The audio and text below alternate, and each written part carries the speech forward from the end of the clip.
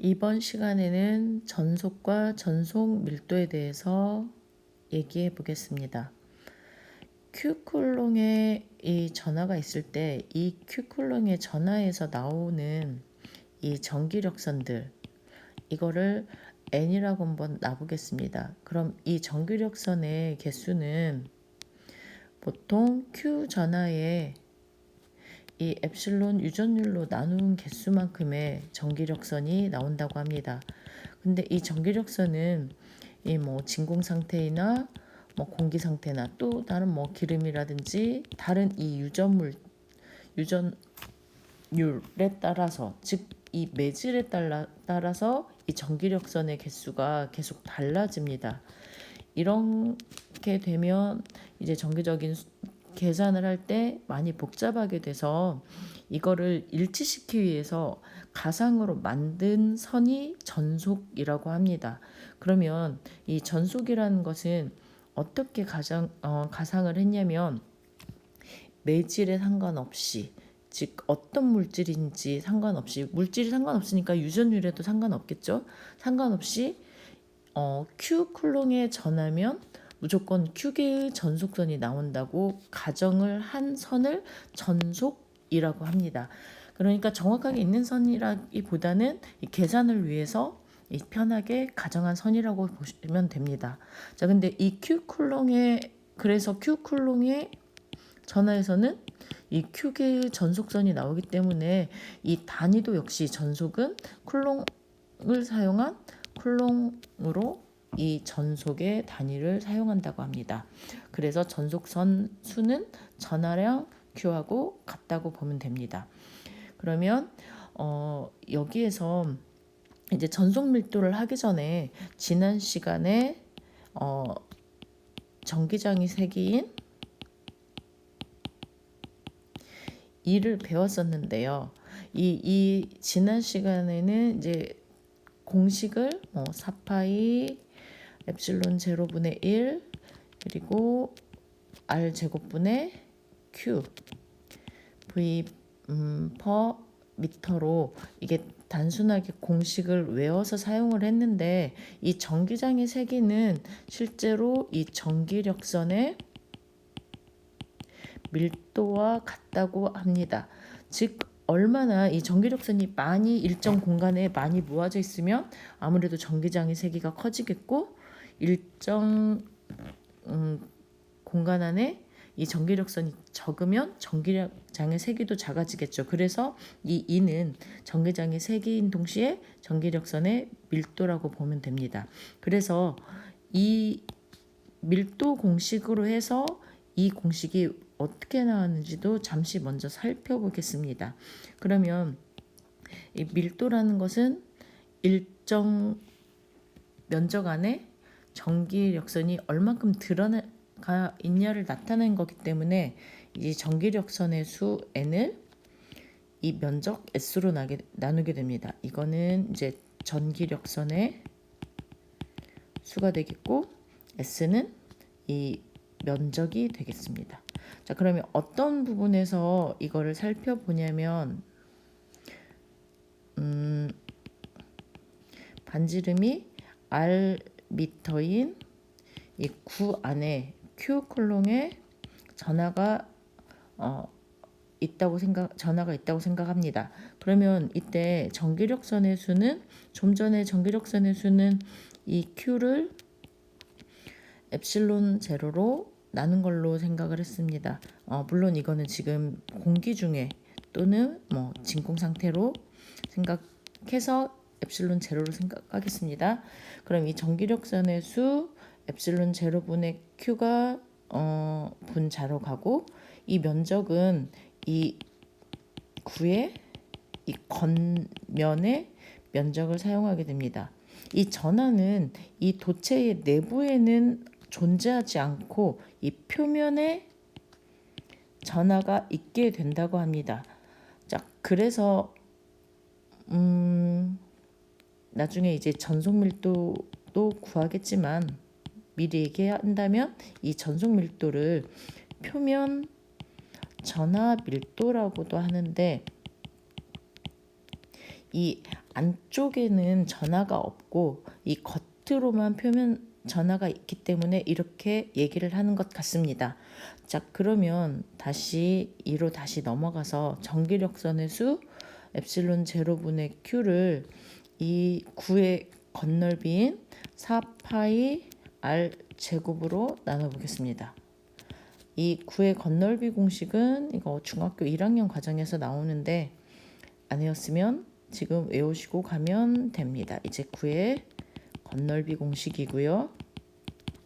그러면 이건 번분수 구하는 공식으로 이걸 1분의 4파이 R제곱으로 해서 이렇게 안쪽에 있는 걸 곱해서 4파이 R제곱 엡실론 제로분의 이 바깥쪽에 있는 거 Q 이렇게 곱해도 되고, 아니면 지난 시간에 번분수 구했듯이 위 아래를 똑같이 엡실론 제곱을 곱해줘서 분자는 Q로 분모는 4파이 R제곱 엡실론 제로로 이 방법으로 바꿔도 됩니다.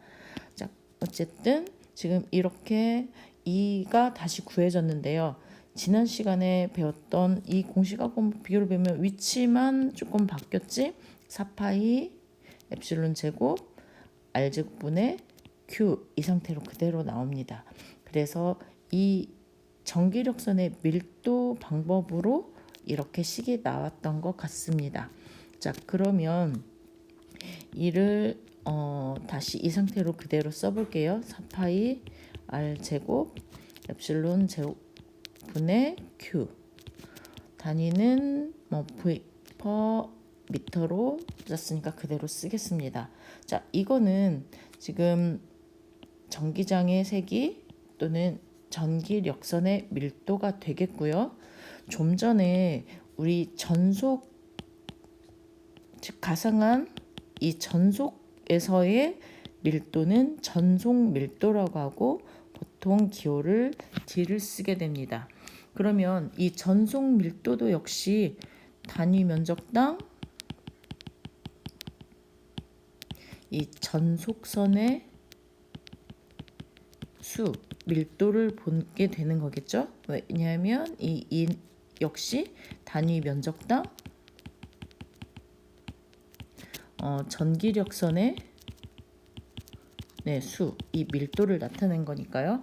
자, 그러면 이 D를 한번 계산을 해보게 되면 여기도 역시 전체 면적분의 이번에는 이게 전속선의 수가 되겠죠. 정석선의 수를 이것도 면적으로 나누게 됩니다.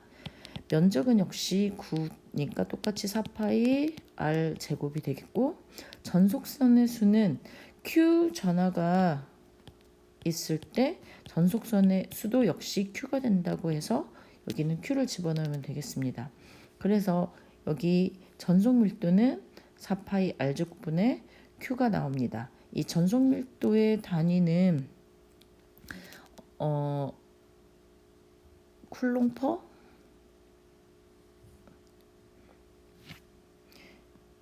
얘는 이 쿨롱퍼 이 9의 건널비인 제곱미터 이거를 쓰게 됩니다.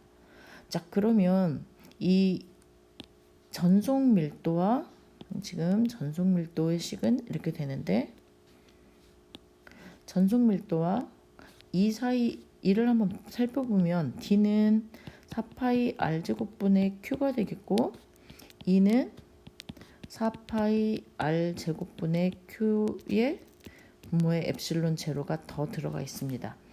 그러면 이 2에다가 곱하기 엡실론 제로를 하게 되면 사라지면서 D가 되겠죠.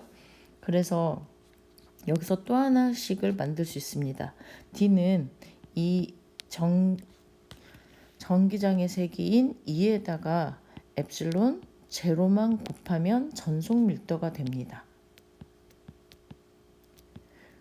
이런 식으로 보면 전속 밀도는 항상 어디나 일정하니까 이 일정한 전속 밀도를 사용해서 어떤 물질의 유전율과 전기장의 세기 이것들의 관계를 알 수 있겠죠. 예를 들어서 유전율이 세지면 전기장의 세기가 작아지겠고, 반대로 유전율이 작아지면 뭐 전기장의 세기는 커지든지, 이 D는 엡실론 제로 이를 이용해서 여러 가지 질문을 할 수 있겠네요. 그럼 여기서 방금 전에 우리는 이제 공기 상태에서 이 공식을 유도했는데, 만약에 공기가 아니라 다른 비유전율이 엡실론 R인 다른 물질에서의 전속 밀도를 구한다고 하면, 그때는 이 제로 엡실론 제로 자리에 엡실론 제로 엡실론 R을 집어넣어서 이 방법으로 전속 밀도를 또 구할 수 있게 되겠습니다. 그래서 전속 밀도를 구하는 거는 엡실론과 1을 곱한 거, 또는 공기가 아닌 경우에는 엡실론 제로 엡실론 R을 2에 곱해서 찾을 수 있겠습니다. 자, 그러면 한 가지 문제를 한번 풀어보겠습니다.